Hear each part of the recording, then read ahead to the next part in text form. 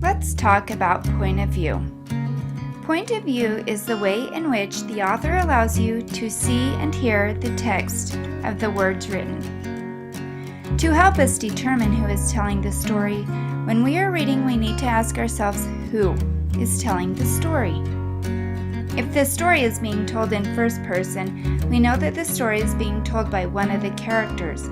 While we are reading, we will see words like he, she, ours, and especially I, me, or we. An advantage of reading first person is that the reader is inside the main character's head and can tell what he or she is thinking and or feeling.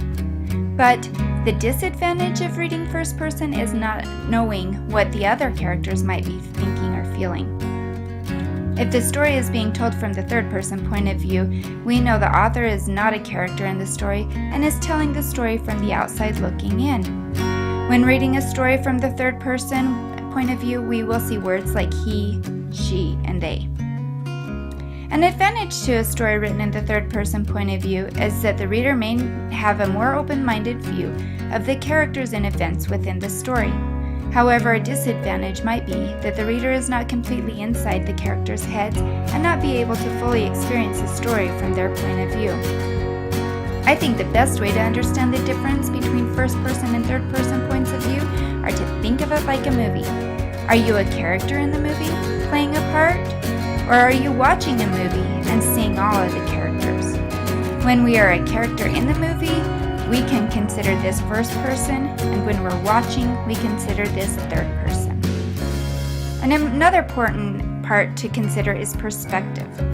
Another way to help us understand point of view is to know what perspective is. Perspective is how a person sees and views the world. It is important to know that perspective is different for each person, and when an author's perspective is shown through their writing, it is called point of view. Point of view is the angle or perspective in which a story is told. A fun way to think about perspective is to think back to the movie Honey, I Shrunk the Kids.